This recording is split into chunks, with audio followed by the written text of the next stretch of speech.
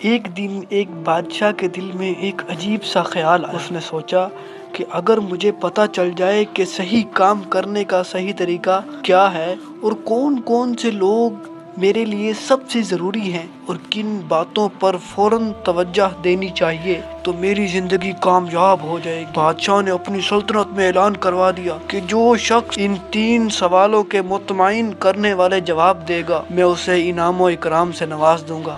عالم، فاضل، فلسفی سب دربار میں آ گئے، مگر بادشاہ کے دل کو کسی کا جواب مطمئن نہ کر سکا، سب ناکام ہو گئے۔ آخر اس نے فیصلہ کیا کہ درویش کے پاس جایا جائے جو جنگل کے بیچ ایک چھوٹی سی جھونپڑی میں رہتا تھا اور صرف عام لوگوں سے ہی ملاقات کرتا تھا۔ بادشاہ عام سا لباس پہنے اکیلا آہستہ آہستہ چلتا ہوا پہنچ گیا۔ بادشاہ نے سلام عرض کیا اور ادب سے کہنے لگا کہ اے بزرگ، میں آپ کے پاس اپنے 3 سوالوں کے جواب لینے آیا ہوں۔ درویش خاموش رہا، درویش زمین کھودتا رہا۔ بادشاہ نے کہا کہ اگر آپ تھک گئے ہوں تو مجھے کام دے دیجئے، میں کر لیتا ہوں۔ تو یوں بادشاہ نے خود پھواڑا اٹھا لیا، زمین کھودنے لگا۔ وقت گزرتا گیا، سورج ڈوب گیا۔ بادشاہ نے پھر سوچا کہ بزرگ جواب نہیں دیں گے، درویش ابھی بولنے ہی والا تو کہ اچانک کسی کے بھاگنے کی آواز آئی۔ بادشاہ نے مڑ کر دیکھا تو ایک شخص خون میں لت پت ان کی طرف بھاگا آ رہا تھا۔ بادشاہ نے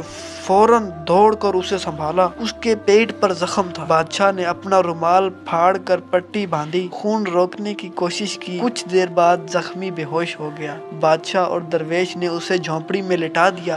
رات بڑی تھی، سب سو گئے۔ زخمی جاگتا ہے، اس کی آنکھوں میں آنسو ہیں۔ وہ بادشاہ سے کہتا ہے کہ مجھے معاف کر دیجئے، میں آپ کا دشمن ہوں، میں آپ کے بھائی کے بدلے میں آپ کو قتل کرنے آیا تھا، مگر سپاہیوں نے مجھے زخمی کر دیا۔ اگر آپ مجھے نہ بچاتے تو میں مر جاتا۔ میں نے آپ سے بدی چاہی، آپ نے نیکی کی، اب میں ساری عمر آپ کا غلام بن کے رہوں گا۔ بادشاہ نے مسکرا کر کہا کہ میں تمہیں معاف کرتا ہوں اور تمہاری زمین بھی واپس کر دوں گا۔ زخمی کی آنکھوں سے آنسو بہنے لگے، دشمنی دوستی میں بدل گئی۔ بادشاہ درویش کے پاس آیا اور بولا، بزرگوں کہ اب تو میرے 3 سوالوں کے جواب دے دیجئے۔ درویش نے نرمی سے کہا، تمہیں جواب مل چکے مگر شاید کہ تمہیں اس کی سمجھ نہیں آئی۔ اگر کل تم میرے ساتھ نہ رکتے تو وہ زخمی تمہیں قتل کر دیتا۔ اس وقت میرے ساتھ رہنا سب سے ضروری تھا، پھر جب وہ زخمی آیا اس کی مدد کرنا سب سے ضروری عمل تھا۔ یاد رکھو بادشاہ، سب سے اہم وقت وہ ہے جو تمہارے سامنے ہے، سب سے اہم انسان وہ ہے جو تمہارے ساتھ ہے، اور سب سے اہم عمل نیکی ہے۔ بادشاہ